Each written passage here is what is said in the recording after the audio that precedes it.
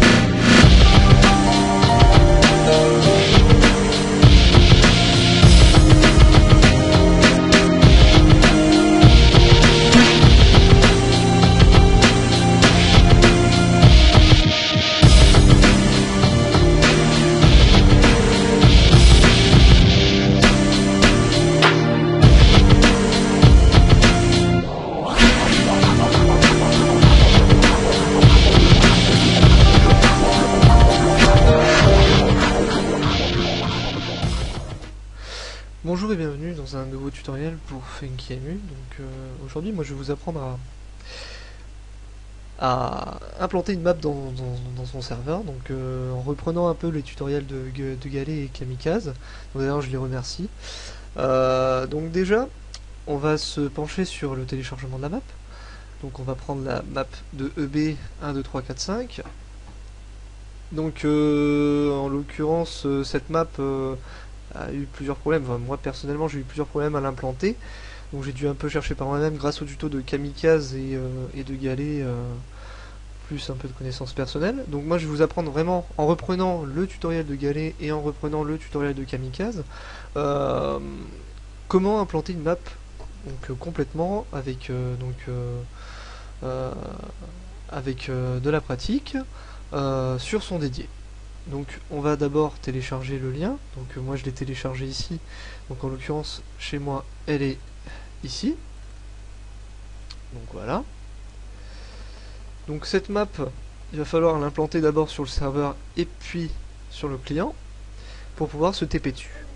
Donc on va commencer par l'implantation sur le client en lui-même, non, sur le serveur, on va commencer sur le serveur. Donc dedans vous avez un dossier qui s'appelle le Metin2 map test.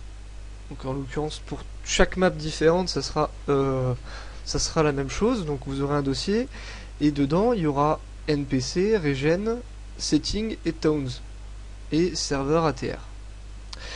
Donc ces 5 fichiers là sont obligatoires. En l'occurrence setting est le plus important. C'est celui qui concerne la localisation de la map. Donc pour se TP dessus, etc., etc. Donc ce fichier on va le garder sous la main. Donc on va commencer à aller dans le dédié, dans Rain, Channel, Share Data, Local, Hong Kong et Map. Donc là-dedans en fait vous allez basculer ce fichier là, donc ce dossier là pardon, dans le dossier map du dédié. Donc une fois que c'est fait, donc la mienne elle est ici, hop, voilà. Donc ici on a notre map. Maintenant il va falloir la déclarer dans le fichier index. Donc dans ce fichier index en fait il y a toutes les maps qui sont déclarées avec des ID différents. Donc on va double-cliquer sur index et on va avoir toutes les maps avec un ID. Donc en l'occurrence la mienne elle est ici. Il faut utiliser un ID, donc il va falloir que vous rajoutiez, donc moi je vais rajouter. Donc en l'occurrence ici on va prendre un ID qui n'existe pas, donc 191, et on va mettre le nom de notre map. Metin2 map test. Voilà. On enregistre. Voilà. Voilà. Donc ici, dans index, la map a été déclarée. Maintenant, il va falloir l'implanter dans les différents channels. Donc on va retourner dans channel et on va l'implanter dans game2. Dans le fichier config, vous avez les maps qui sont chargées au démarrage du serveur. Donc mon ID 191 a été placé ici. Donc vous réenregistrez votre fichier config et on va l'implanter de même dans le 61. Voilà, dans le fichier config. Et on va la déclarer de nouveau ici, dans map-allow. Voilà. Donc on la redéclare. Donc ici, au niveau du serveur, tout a été fait. Donc il manque plus qu'à implanter donc notre map dans le client. Donc on va retourner dans le dossier de EB et on va quitter WinSCP. Donc pour commencer, dans le dossier client de EB 1, 2, 3, 4, 5, vous avez généralement 4 fichiers. Donc les fichiers de texture, donc outdoor test, EPK et EUX. Ces fichiers là en fait sont les fichiers qui vont regrouper la texture de la map en elle-même. Donc ces fichiers sont obligatoires et ils sont propres à chaque map. Donc dans le fichier index, vous avez la déclaration des maps dans le client. Un peu sous le même système que dans le serveur, mais cette fois c'est dans le client. Il n'y a pas d'idée. En fait, dans ce fichier-là, on déclare le nom de la map, donc ici, avec le nom de la texture. Voilà, outdoor test. Donc notre map, elle est ici, et notre texture ici. Donc on quitte ce fichier, on enregistre, et on va l'implanter dans le client. Ensuite, vous avez atlasinfo.txt. Donc atlasinfo, en fait, c'est un fichier qui regroupe les différents TP de chaque map. Donc ici, notre map test a été repéré ici. Donc on va reprendre le fichier qu'on avait pris qui s'appelait setting.txt, qui était dans le fichier de la map, donc la map qui est implanté sur le serveur, et on va se baser sur la position. Donc en l'occurrence ici c'est ces nombres là et la map size. Donc nous ce qui nous intéresse c'est ça, on va le reprendre et on va l'implanter ici.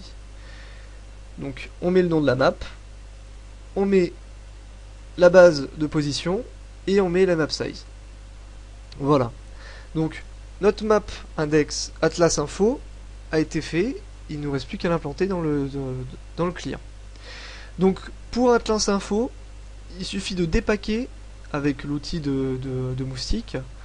Il suffit de dépacker le root, il me semble. Oui, c'est bien le root. Donc on va aller dans le dossier dépacker. Moi je l'ai déjà dépacké. Donc vous, il vous reste plus qu'à dépacker le root. Vous aurez ces fichiers là. Et dans ces fichiers là, il y a Atlas Info.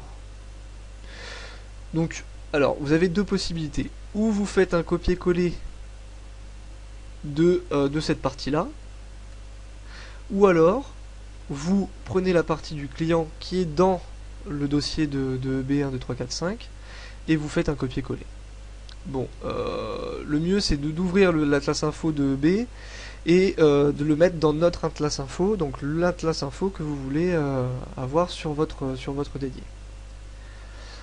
Donc là, on l'a bien implanté, c'est bien ce qu'on disait. Donc la base position et la map size, plus le nom de la map. Donc on enregistre et on ferme.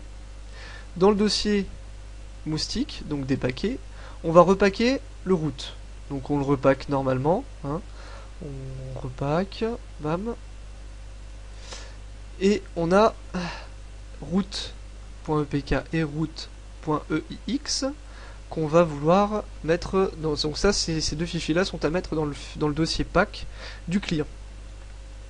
Donc ces deux fichiers là sont importants parce que c'est ces fichiers là qui vont permettre de vous TP à la map, ainsi que ces deux fichiers là qu'il va falloir aussi mettre dans le dossier pack et qui va permettre de voir la map. Donc à partir de là, il reste plus qu'à faire une mise à jour sur votre dédié avec ces deux fichiers là, outdoor test EPK et EUX, plus l'Atlas Info qui a été repacké dans le root et index que vous avez dû modifier qui se trouve dans le dossier pack en lui-même. Donc vous l'ouvrez avec un Notepad++ ou un WordPad ou bloc-notes. Voilà, donc en gros là, je vous expliquais comment implanter une map sur votre dédié. En l'occurrence là, les maps EB 1, 2, 3, 4, 5. Je vais vous faire juste un petit PS concernant la deuxième map de EB. Donc cette map en fait, dans les fichiers config, comment on peut savoir que dans les fichiers config des channels sur le dédié, on va initialiser la map? Alors tout simplement, ce que n'avait pas fourni EB dans ses précédentes maps, c'est que dans serveur, donc le dossier du serveur où on va implanter la map, il y a le fichier config, donc le fichier config qu'on a justement modifié pour initialiser les maps. Donc il faut bien que vous vérifiez dans ce fichier config lost name. Ça veut dire que, en l'occurrence ici c'est game2, donc on n'a pas besoin de l'implanter dans le game 61 qui est dans le serveur, mais simplement dans le game 2. Donc on a juste à l'initialiser dans le game 2. On rajoute l'id, donc moi en l'occurrence c'est 191, on enregistre, etc. etc. Donc ça c'est pour les différentes maps. Si vous retrouvez des maps sur Elite PvPairs ou sur FunkyEmu tout simplement. Voilà, donc en gros on vient de finir ce petit tutoriel qui était assez rapide, et je remercie encore une fois Galet et Kamikaze pour l'initiation justement à l'implantation des maps. Merci beaucoup, allez.